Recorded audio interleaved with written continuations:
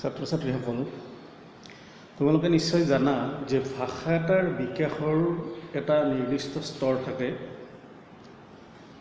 অসমীয়া ভাষাটোৰ যিটো বিকাশ বা যিটো গতিধাৰা, মই আগতেই কৈছিলোঁ যে অসমীয়া ভাষাটো ভাৰত ইউৰোপীয় ইণ্ডো ইউৰোপীয় যিটো পৰিয়াল, সেই পৰিয়ালৰ পৰা পালি প্ৰাকৃত অপভ্ৰংশৰ মাজেদি নব্য ভাৰতীয় আৰ্য ভাষালৈ আহিল আৰু সেই নব্য ভাৰতীয় আৰ্য ভাষাৰ পৰা উৰিয়া, বঙলা, মৈথিলী, অৱধী, উৰিয়া, বঙলা, মৈথিলী, অসমীয়া এনেকুৱা কিছু আঞ্চলিক ৰূপ সৃষ্টি হ'ল আৰু সেইবিলাকেই হৈছে ভাষাৰ এটা পৰিৱৰ্তন বা বিকাশ।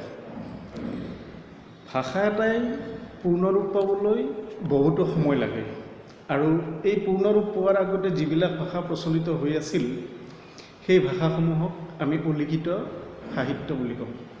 অৰ্থাৎ ভাষাৰ লিখিত ৰূপৰ আগত যিটো সাহিত্য সমাজত প্ৰচলিত হৈ আছিল, যে মানুহ জন্মৰ লগে লগেই মানুহে মনৰ ভাৱ প্ৰকাশ কৰাৰ কাৰণে এটা মাধ্যমৰ প্ৰয়োজন আৰু সেই মাধ্যমটোক কোৱা হয় ভাষা।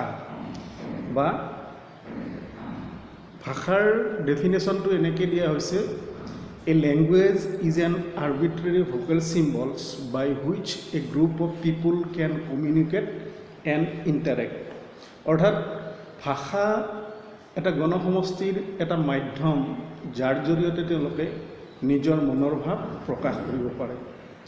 গতিকে লিখিত ৰূপ পোৱাৰ আগতে মানুহৰ মনৰ ভাৱ প্ৰকাশ কৰিবলৈ যি মাধ্যম আছিল সেই মাধ্যমক আমি অলিখিত সাহিত্য বুলি কওঁ।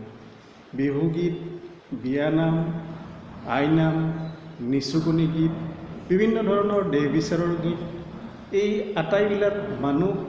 আটাইবিলাক যিবিলাক সাহিত্য আছিল, এই আটাইবিলাকৰ যিটো মৌখিক অৰ্থাৎ মানুহৰ মুখে মুখে মুখ বাগৰি প্ৰচলন হৈছিল আৰু গঞা ৰাইজে ইয়াৰ জৰিয়তে তেওঁলোকে নিজৰ মনৰ ভাৱ প্ৰকাশ কৰিছিল।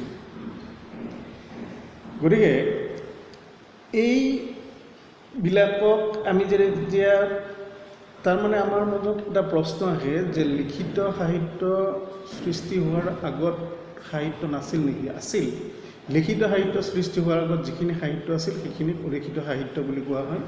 আৰু লাহে লাহে দশম শতিকাত যেতিয়া লিখিত সাহিত্যৰ আমাৰ আৱিষ্কাৰ হয়, দশম শতিকাত যেতিয়া লিখিত ৰূপৰ আমি পাওঁ, তেতিয়াৰ পৰা দেখিবলৈ পাওঁ যে এই ভাষাৰ ওপৰত বিভিন্ন জনগোষ্ঠীয় বা ভিন ভিন জনগোষ্ঠীৰ কিছু কিছু শব্দ এই ভাষাৰ মাজত সোমাই পৰিছিল।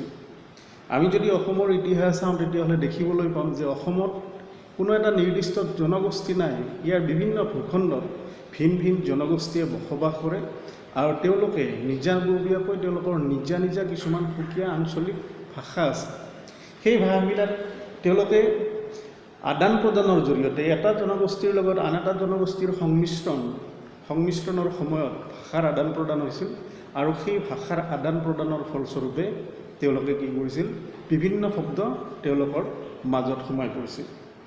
গতিকে এই ভাষা আমি প্ৰকাশ কৰোঁ কিছুমান উপাদানৰ জৰিয়তে। আমি যিটো আমাৰ মুখৰ পৰা শব্দ ওলায় সেইটোক আমি ধ্বনি বুলি কওঁ। তাৰ যিটো ফৰ্ম, সেই ধ্বনিটো প্ৰকাশ কৰাৰ যিটো ষ্ট্ৰাকচাৰ, সেইটোক আমি ৰূপ বুলি কওঁ। আৰু সেই ষ্ট্ৰাকচাৰৰ ফলত গঠন হোৱা যিবিলাক আখৰ, সেই আখৰৰ অৰ্থপূৰ্ণ আখৰ সমষ্টিক আমি শব্দ বুলি কওঁ আৰু সেই শব্দৰ বিন্যাসকেই আমি বাক্য বুলি কওঁ। গতিকে এনেধৰণে বিভিন্ন জাতি জনজাতি স্থানীয় উপাদানৰ সংমিশ্ৰণত অসমীয়া ভাষাটোৱে গঢ় লৈ উঠিছে।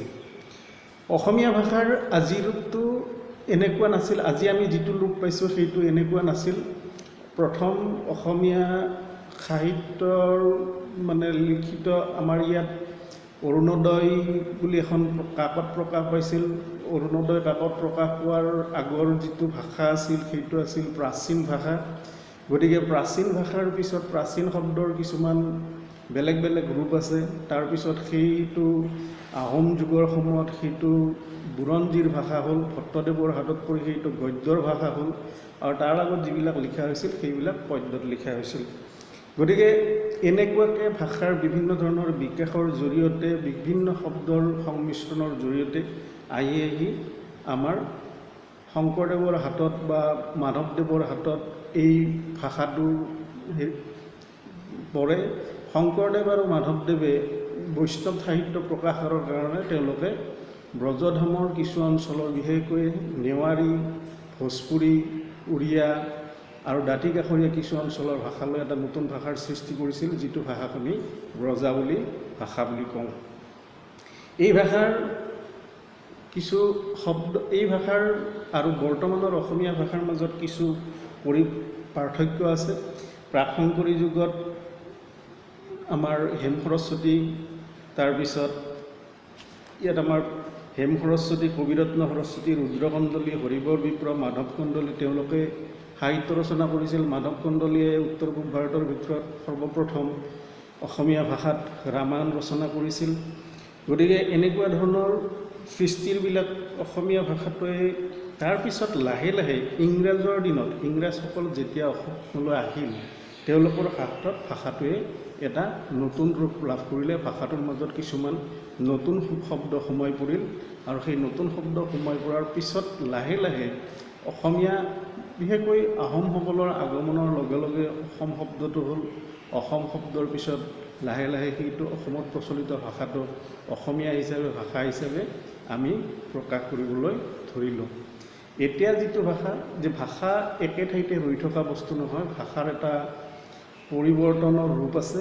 আজিৰ পৰা হয়তো 10 বছৰ বা 20 বছৰ পিছত এই ভাষাটোৰো আকৌ বেলেগ এটা সুকীয়া ৰূপ হ'ব পাৰে।